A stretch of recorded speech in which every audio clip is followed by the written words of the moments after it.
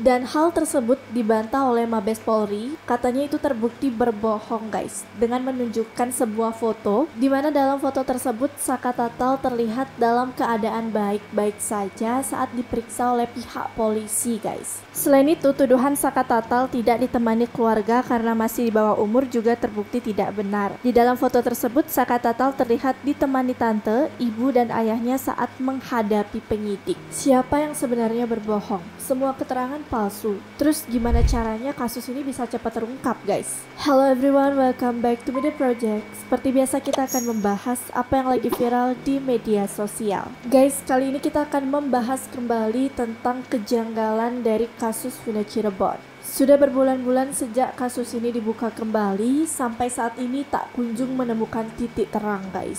Semakin hari memang semakin membingungkan karena terlalu banyak keterangan palsu dan ada yang ditutup-tutupi dari kasus ini guys. Nah, sekarang kita akan bahas satu persatu kebohongan-kebohongan yang cukup menarik perhatian publik di balik kasus ini. Siapa tahu kita akan menemukan petunjuk baru dan titik terang guys.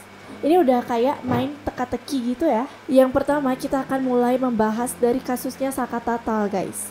Kalian masih ingat kan siapa itu Saka Tatal?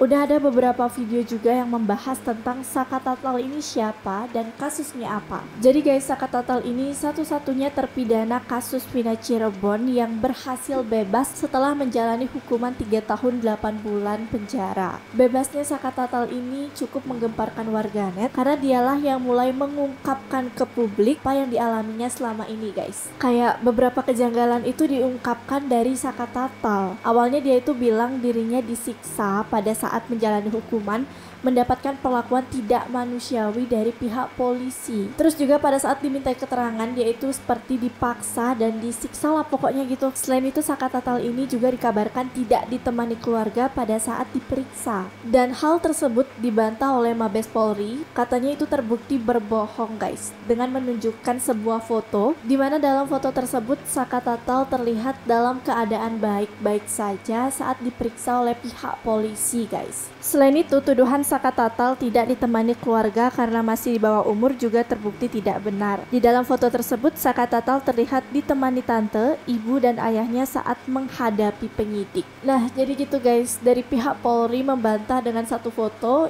yang di dalam foto itu ada Saka Tatal, terus juga keluarganya pada saat menjalani pemeriksaan oleh pihak kepolisian. Di sana juga dia dalam keadaan baik-baik saja. Hal tersebutlah yang jadi viral banget. Katanya Saka Tatal melakukan pembohongan publik guys.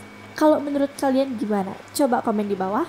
Dan gak cuma sampai di Saka Tatal aja, baru-baru ini kita sempat membahas tentang kesaksian palsu nih guys. Nah, jadi selain Saka Tatal, ada juga seseorang yang bernama Dede muncul ke publik yang mengaku kalau pada saat kejadian tersebut dia memberikan kesaksian palsu. Dede ini memberitahu publik melalui Deddy Mulyadi, di mana Deddy Mulyadi ini merupakan seorang politikus Indonesia. Jadi kayak curhat gitu ya guys jatuhnya, yang diunggah di channel YouTube-nya Deddy Mulyadi. Dede ini mulai mengungkapkan kejujuran di publik karena selama ini dia merasa menyesal gitu kan guys, kayak bersalah, gak enak mendem sendiri perasaan ini. Bahkan saat curhat itu dia terlihat menyesalnya dan dia benar-benar minta maaf sama terpidana kasus Vina ini. Terus juga dia bilang bakal siap gantiin posisi terpidana di dalam sel guys. Intinya dia itu ngerasa mau bertanggung jawab karena sudah memberikan keterangan palsu gitu ya guys. Nah, jadi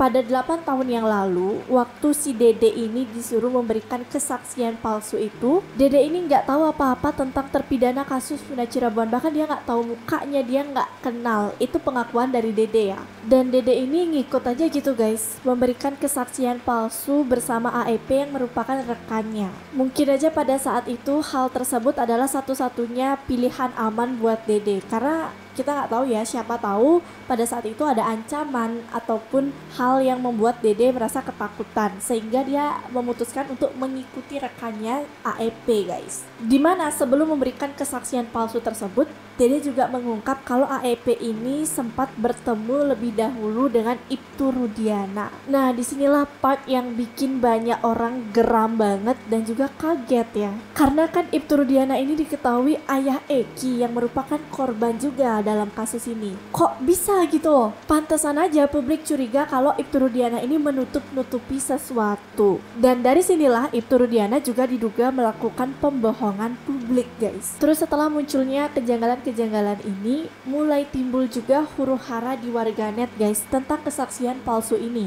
Akhirnya di tengah huru-hara ini, AEP yang diduga sudah di briefing terlebih dahulu oleh Ibtu Rudiana muncul ke muka publik. Apakah AEP ini muncul memberikan klarifikasi? Oh, tentu tidak, guys. Dia justru menambah huru-hara ya. Karena setelah adanya curhat antara Dede dan Deddy Mulyadi, si AEP ini muncul malah melaporkan mereka, guys. Katanya mereka itu udah menyebarkan hoax, dimana si AEP ini juga merasa kesaksian Dede, apa yang dibilang Dede itu berubah setelah bertemu dengan Deddy Mulyadi, sehingga AEP ini juga curiga ada campur tangan Deddy pada kasus ini, guys. Nah, saling tuduh menuduh kan jadinya. Tapi kita coba cari tahu dulu ya informasi lengkapnya seperti apa. Jadi guys, dilansir dari ayobandung.com, AEP selaku saksi kunci kasus pembunuhan Vina Cirebon dan Eki tahun 2016 silam melaporkan Dede dan Deddy Mulyadi ke Polda Metro Jaya.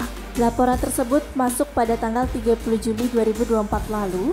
AEP melaporkan Dede dan Mulyadi atas percakapan yang memberikan keterangan berita bohong yang diunggah di YouTube Kang Deddy Mulyadi Channel. Polda Metro Jaya menerima laporan oleh SWS terkait dugaan penyebaran berita bohong. Hal tersebut disampaikan oleh Kombes Pol Adi Arisyam selaku Kabid Humas Polda Metro Jaya. Terkait laporan tersebut ternyata tidak membuat Dede dan Deddy Mulyadi takut. Bahkan saat ini Dede merasa lebih percaya diri karena dapat dukungan dari berbagai pihak termasuk keluarga dan pihak kepolisian. Mengenai pelaporan atas nama dirinya ke Polda Metro Jaya, Dede memberikan jawaban singkat. Dede mengatakan bahwa dirinya tidak takut sama sekali. Sama halnya dengan Dede, Deddy Mulyadi pun ikut dilaporkan oleh AEP ke Polda Metro Jaya. Menanggapi hal itu, Deddy Mulyadi menyatakan bahwa setiap orang berhak untuk melaporkan dan dilaporkan. Bahkan, Deddy Mulyadi mengucapkan terima kasih mengenai laporan tersebut. Saya mengucapkan terima kasih atas laporannya, insya Allah kita akan kooperatif untuk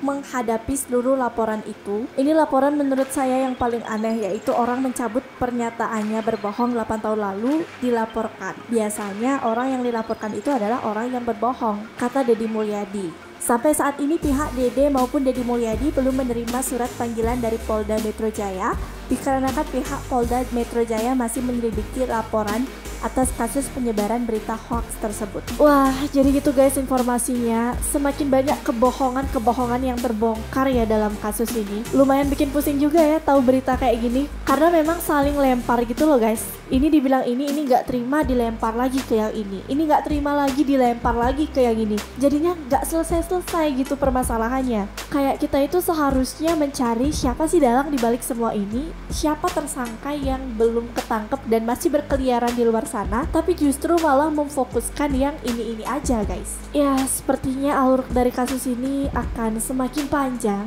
Tapi kita lihat aja kelanjutannya, apakah kasus ini akan segera selesai dan menemukan titik terang. Dan kalau menurut kalian gimana guys? Siapa sih yang sebenarnya bohong di sini? Aku juga mau tahu sudut pandang kalian, so please tulis di kolom komentar. By the way, segitu dulu ya video kali ini. Jangan lupa untuk like, comment, and subscribe channel Midday Project. And jangan lupa untuk nyalakan notifikasi kalian supaya gak ketinggalan berita terupdate dari Midday Project. Thank you so much for watching and see you next video.